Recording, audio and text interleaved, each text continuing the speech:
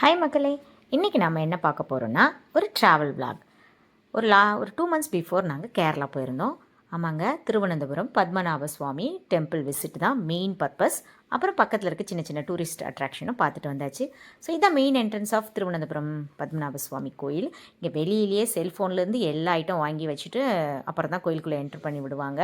So பார்த்துட்டு செம்ம வெயில் அன்னைக்கு சாமியை நல்லா தரிசனம் முடிச்சுட்டு நடையெல்லாம் சாத்திட்டாங்க பார்த்தீங்களா. அதுக்கப்புறம் வந்து தான் அங்கே இருந்த எல்லா லாக்கரில் இருக்கிறதெல்லாம் எடுத்துகிட்டு சாமி தரிசனம் முடிச்சுட்டு கொஞ்சம் தேவையான ஃபோட்டோஸ்லாம் எடுத்துகிட்டு மதியம் போய் ஹோட்டலில் சாப்பிட்டுட்டு நாங்கள் தங்கியிருந்த ஹோட்டலில் ட்ரெஸ் சேஞ்ச் பண்ணிவிட்டு கோவளம் பீச் போயிட்டோங்க.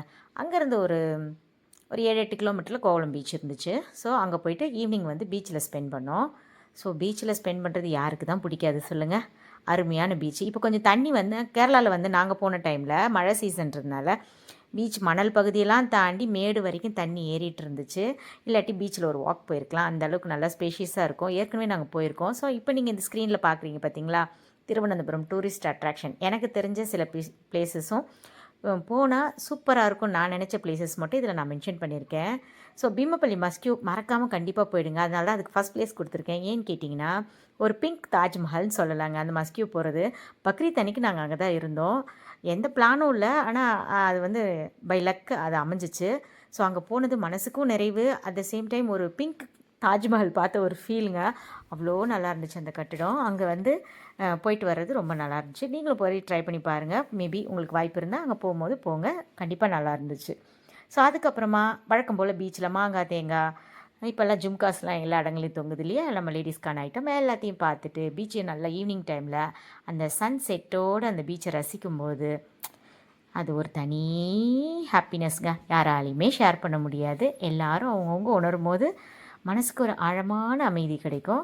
ஸோ ரொம்ப பிளேடு போட விரும்பலை. இதோட பீச்சில் நிறைய தேவையான அளவுக்கு ஃபோட்டோஸ்லாம் எடுத்துகிட்டு நிறைய பிக்கெல்லாம் எடுத்துகிட்டு கொஞ்ச நேரம் அமைதியாக நின்று பீச்சோட அழகையும் அந்த அந்தி மாலைன்னு சொல்லுவாங்கள்ல அது எல்லாமே ரசிச்சுட்டு அங்கேருந்து கிளம்பி அங்கேருந்து ஜஸ்ட் ஒரு 5 to 7 கிலோமீட்டர்ஸ்குள்ளேன்னு தான் நினைக்கிறேன், ஆலிமழான்னு ஒரு இடங்க. சிவா டெம்பிள் பாருங்களேன். இது வந்து ஒரு ஆர்டிஃபிஷியலாக தான் செஞ்சு வச்சுருக்காங்க இங்கே சிவன் சிலையை. ஆனால் அங்கே போனால் ஒரு பயங்கரமான ஒரு பாசிட்டிவ் வைப். அப்படியே பீச்சை ஒட்டி பீச்சுக்கு மேலே இங்கே இருக்குது. இந்த கோயிலுக்கு இந்த கோயிலேருந்து பார்த்தா பீச்சு இது கொஞ்சம் ஹைட்டான பிளேஸில் இருக்குது. கீழே பார்த்தீங்கன்னா பீச் இருக்குங்க, கடல் இருக்கா. அப்போது இந்த இடத்துல பயங்கரமாக ஒரு நல்ல காற்று, ஒரு பெரிய பாசிட்டிவ் வைப்பாக ஃபீல் ஆச்சு. இந்த இடத்துல ஃபோட்டோ எடுக்கிறதும் வீடியோ எடுக்கிறதும் அவ்வளோ ஒரு ஹாப்பினஸ். வந்தவங்களாம் அதான் பண்ணிகிட்டு இருந்தாங்க, நாங்களும் அதான் பண்ணோம் பார்த்துக்கோங்க. என்னமோ அவ்வளோ ஒரு நல்லா இருந்துச்சு இந்த place.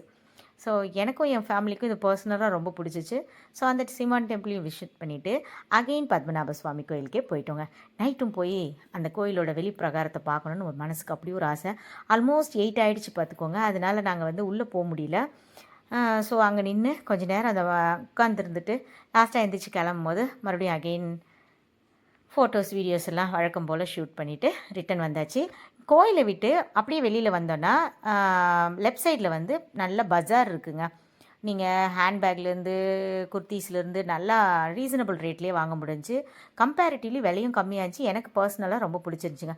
So next day morning ஹோட்டலில் வந்து தூங்கி எழுந்திரிச்சிட்டு வெளியில் வந்து ஒரு நார்மலான கடையில் டீ குடித்தா அந்த வைப் இருக்குது பாருங்கள், செமையாக இருக்கும். ட்ரை பண்ணுங்கள், சூப்பராக இருந்துச்சு. ஒரு டீ கடையில் டீ அடிச்சுட்டு நான் சொன்ன பீமப்பள்ளி மஸ்கியூ இதுதாங்க.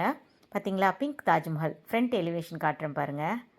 சூப்பராக இருந்துச்சு இந்த சர்ச். எனக்கு ரொம்ப பர்சனலாக பிடிச்சி. நல்லா சுற்றி வந்துட்டு பிள்ளைங்களை கொஞ்சம் நேரம் அங்கே விளையாட விட்டுட்டு அங்கே வேறு பக்ரீத்ன்றதுனால தொழுதுட்டு இருந்தாங்களோ அதெல்லாம் நல்லா பார்த்துட்டு ரிட்டன் நாங்கள் தங்கியிருந்த ஹோட்டலுக்கு வந்துவிட்டோம். நாங்கள் ஆக்சுவலாக எந்த ஹோட்டலில் தங்கியிருந்தோன்னு பார்த்தீங்கன்னா அப்போலோ டிமோரா தாங்க. ஹாஸ்பிட்டாலிட்டி சூப்பருங்க. கொடுக்குற ப்ரைஸுக்கு அப்படி கவனிச்சாங்கன்னு பார்த்துக்கோங்களேன். எல்லாமே பக்காவாக இருந்துச்சு. ரூம் சர்வீஸாக இருக்கட்டும், ரெஸ்டாரண்ட்டில் வந்து நமக்கு பஃபே கொடுத்துருந்தாங்க. பஃபேயில் வந்து ஏகப்பட்ட வெரைட்டிஸ் வச்சுருந்தாங்க. அவங்க கவனிக்கிற விதம், அவங்க வந்து மரியாதையாக நடந்துக்கிற விதம் எல்லாமே ரொம்ப நல்லா இருந்துச்சு. ஸோ நீங்கள் வேணும்னா திருவனந்தபுரம் போனால் ட்ரை பண்ணுங்கள். கரெக்டாக பத்மநாப சுவாமி பத்மநாப சுவாமி கோயிலேருந்து 1.5 கிலோமீட்டர் தூரத்தில் இருக்கிறதுனாலையும் அங்கே நல்லா இருந்ததுனால தான் நான் இதை உங்களுக்கு ரெக்கமெண்ட் பண்ணுறேன்.